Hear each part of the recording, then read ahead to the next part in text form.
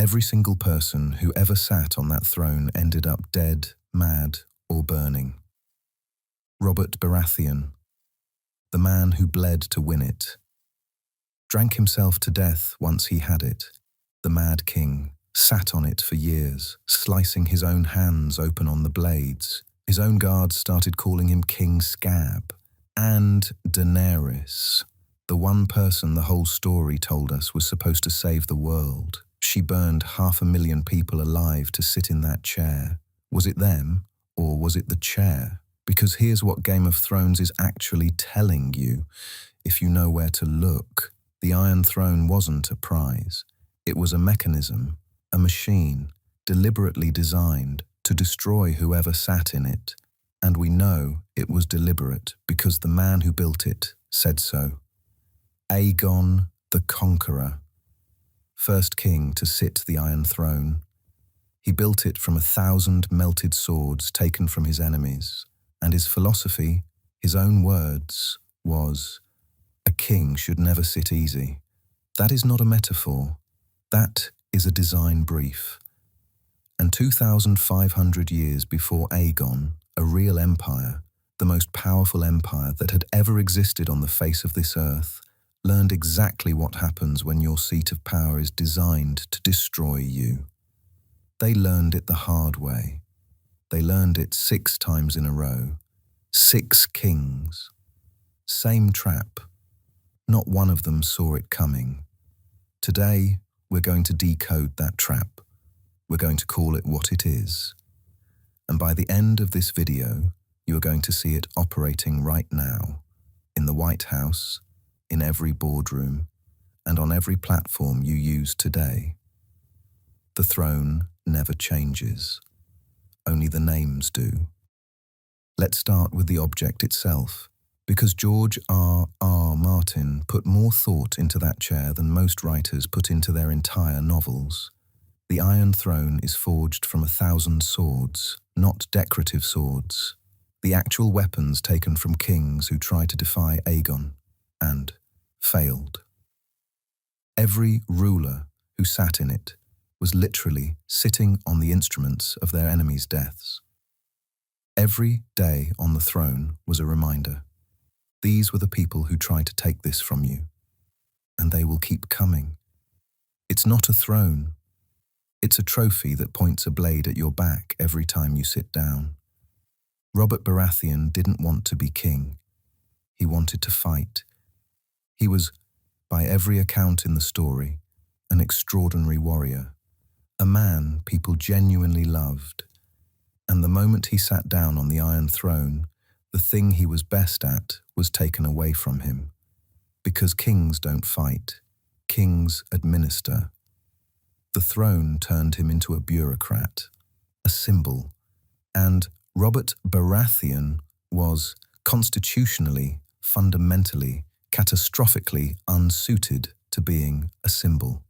So he drank, and hunted, and ignored the Game of Thrones being played 10 feet in front of him by his own wife.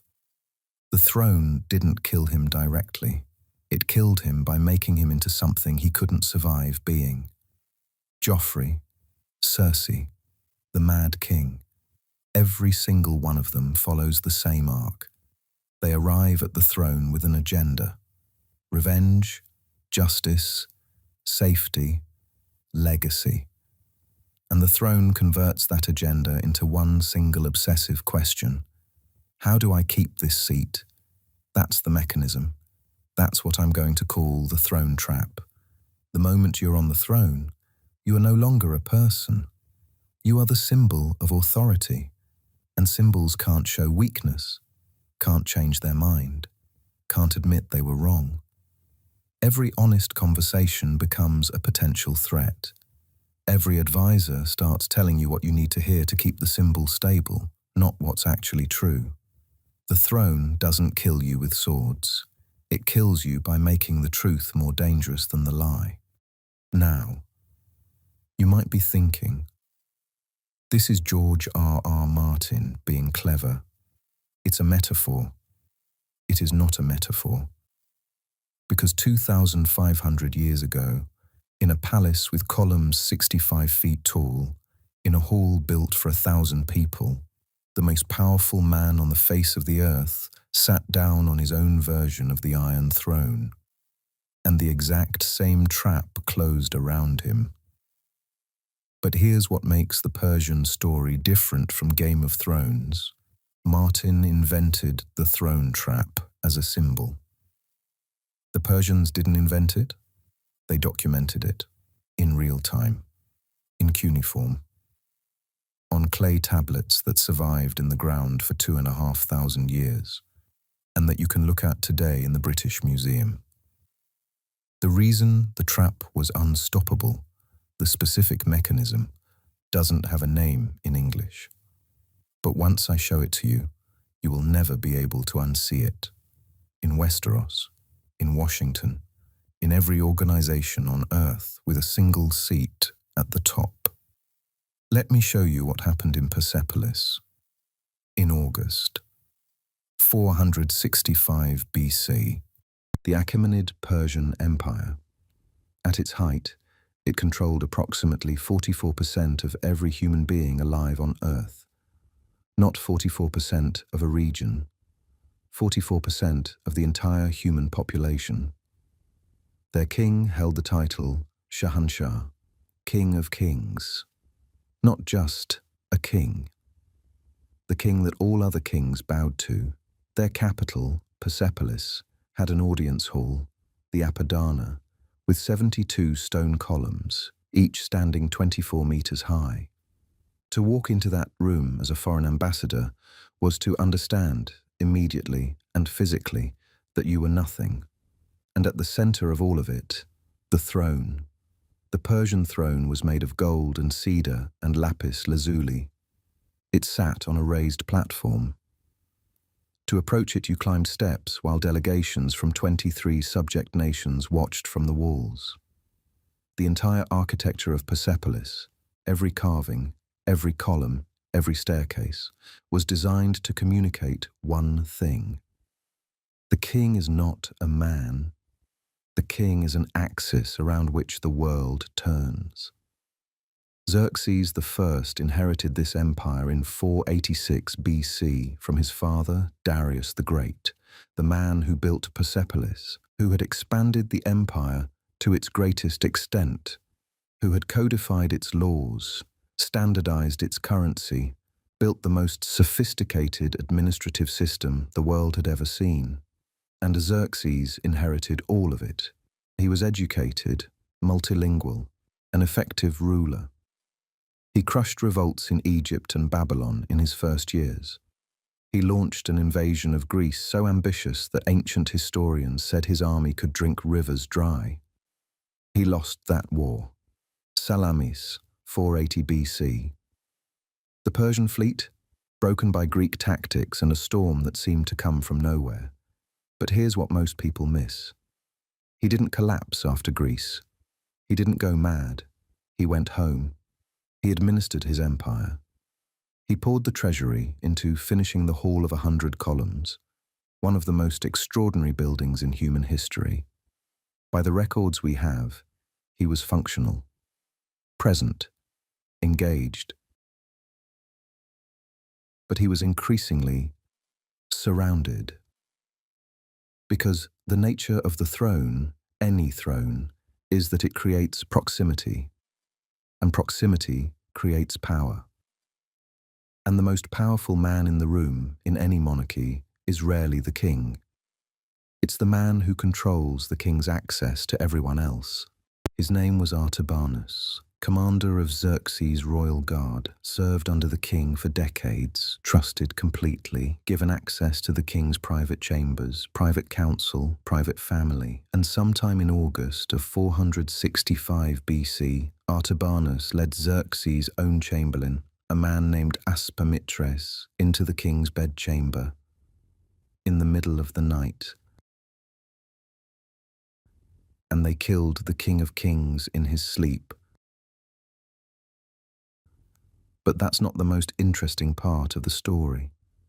What Artabanus did next. That is the throne trap, in its purest, most terrifying form. He didn't take the throne himself, not immediately. That would have been too obvious.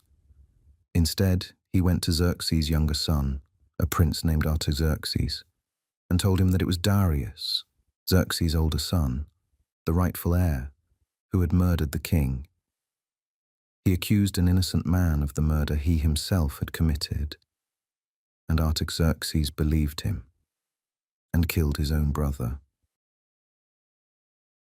Artabanus now controlled the empire. A young, inexperienced king sat on the throne, having just murdered his brother on false information, and the real power in the world was standing just behind him.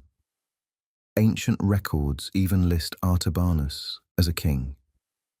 Egypt officially recognized him as ruler of Persia. He had engineered the most complete coup in the ancient world without ever publicly drawing a sword. Until he got greedy. He plotted to kill Artaxerxes too. A general named Megabyzus told the king, and Artaxerxes killed Artabanus and his sons, 3 men, all destroyed by proximity to the same seat in less than a year. And this was not a one-time event. This was a pattern. Of the 10 Achaemenid kings after Cyrus the Great, 6 were assassinated or forcibly removed, not by foreign armies, by their courts, by their guards, by their sons, by the people they trusted most. Every single time, the mechanism was the same. The throne creates a hierarchy. The hierarchy creates proximity. Proximity creates the most dangerous man in the room, the man who controls access to power without being accountable for using it. I'm going to call that man the shadow hand. Every throne generates a shadow hand. It's not a conspiracy. It's not personal. It's structural. The moment you build a system where one person holds ultimate authority, the second most valuable position in that system is not the person below them. It's the person who controls what the top person sees. The vizier, the chamberlain, the chief of staff, the spin doctor, the algorithm. Littlefinger was Artabanus with better hair and a longer game. Varys was the shadow hand who pretended to have no hand at all, which made him the most dangerous of all. And here's where the Persian story gets truly extraordinary. Because Alexander the Great didn't conquer Persia. He found a door that had already been blown off its hinges. By the time Alexander arrived in 330 BC, the Achaemenid Empire had been hollowed out by a century of throne trap. The regional governors had grown functionally independent. The royal treasury, filled to overflowing by Darius the Great, had been drained. The administrative system that held 44% of humanity together was running on inertia. Darius III, the last Achaemenid king, was not a weak man. He was a capable soldier. The problem wasn't Darius III. The problem was that he inherited a seat so compromised by a century of throne trap that no single person could have held it together. Alexander didn't knock down the greatest empire on earth. He just pushed. The throne trap is not a problem that belongs to ancient Persia or fictional Westeros. It is a structural feature of every system built around a single seat of authority, and right now there are 3 versions of it running simultaneously at global scale. The political throne. The presidency, or any executive office in a major democracy, is a textbook throne trap. Every candidate campaigns on a clear agenda. They have specific things they want to do. They win. And then the machine of the office closes around them. The first thing that changes is information. Not because anyone necessarily lies, though that happens, but because there are now 7 layers of staff between the president and raw reality. Every briefing has been filtered. Every option presented has been pre-approved. Every advisor is, consciously or not, selecting information that protects their proximity to the seat. This is Artabanus, not as a villain, as a structure. The second thing that changes is legacy. Every modern president becomes obsessed with how history will remember them. That's not vanity. That's the throne talking. The moment you become the symbol's survival becomes the mission, not the mission you came in with. Robert Baratheon stopped being a warrior and became a king. Every president, without exception, stops being whatever they were before and starts being the president. The chair consumes the person. The corporate throne. The median tenure of a Fortune 500 CEO today is under 5 years. 5 years. It takes longer than that to fully understand the organization you've just been handed. The average tenure is shorter than the time needed to see the full consequences of your own decisions. Why? Because the corporate throne generates shadow hands faster than almost any other structure on Earth. The board, the CFO, the comms team, the activist investors. Every one of them has a legitimate claim on the CEO's attention. Every one of them is, structurally, an Artabanus, controlling what information reaches the top, capable of engineering a succession on relatively short notice. This is not a conspiracy. It is the architecture of concentrated authority doing what it has always done. The attention throne. This one is the newest, and in some ways the most brutal. If you have built an audience, if you are a creator, a politician, a journalist, a brand, and that audience is now the source of your relevance, you are sitting on the attention throne. And the attention throne is the most efficient throne trap ever engineered, because it removes the human shadow hand entirely and replaces him with a machine. The algorithm is Artabanus. It controls what your audience sees about you. It decides, second by second, whether the symbol of your authority, your numbers, your reach, your relevance, lives or dies.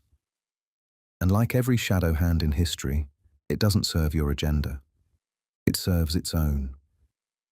Creators who sit the attention throne stop making what they believe in. They start making what performs. They become optimized for the seat, not for the mission that got them to the seat.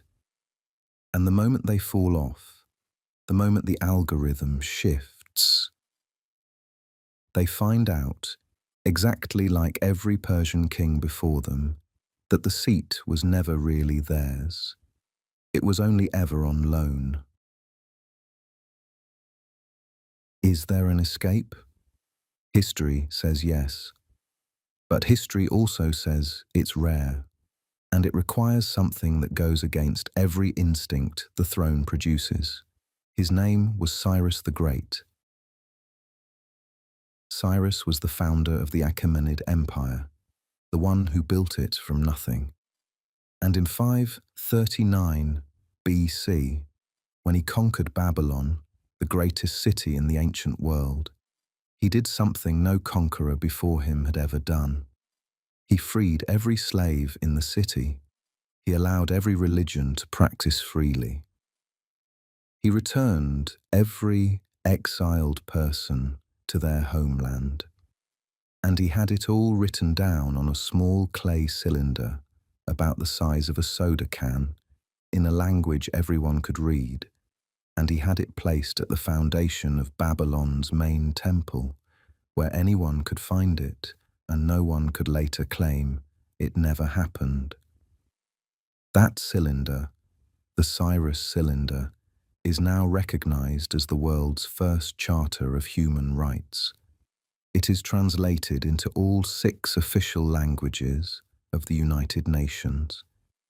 Its provisions parallel the first 4 articles of the Universal Declaration of Human Rights, and it was written in 539 BC. But here's what matters for our story. Here's what separates Cyrus from every Achaemenid king who came after him. Cyrus didn't just proclaim rights. He structurally distributed power. He didn't sit at the center of a system that funneled all information through a single point. He kept regional leaders in place. He partnered with local religions. He made the empire's stability dependent on distributed loyalty, not on proximity to his seat, and his army entered Babylon without a battle. Not because Cyrus was unbeatable, because by the time he arrived at the gates, the people of Babylon had already decided he was a liberator. He didn't need the throne to hold power. The power came with him. Now, look at Bran Stark. I know. Stay with me. Bran Stark is the most hated ending in television history. Fans felt cheated. It felt arbitrary. But here's what Martin was actually saying. Bran is the only character in the entire story who never wanted the throne. He was psychologically incapable of being consumed by it, because his arc had already taken him so far outside ordinary human ambition that the seat meant nothing to him. He sat in it like he was doing everyone a favor by being there. That's not bad writing. That's Cyrus the Great. Daenerys failed the moment she said, "I am the rightful queen," not when she burned the city. Long before that, the moment the throne became her identity instead of her tool. Robert failed the moment he stopped being a warrior and became a symbol of what a king looks like. And Xerxes, the greatest king of kings the world had ever seen, sitting on a throne of gold in a hall of 72 columns, commander of 50 million people, failed the moment the structure around him made the truth too dangerous to deliver. The Iron Throne isn't a symbol of power, it's a symbol of what power does to the people who hold it. The throne never changes. Only the names do. There is a moment in Persian history and a moment in Westeros, a moment in the world of The Witcher, and a moment in Dune, all separated by centuries, by cultures, by entire worlds of imagination. And yet the structure is identical. A person is offered the most powerful seat in existence and refuses it, not out of weakness, but out of something the ancient world once understood, and we have slowly forgotten.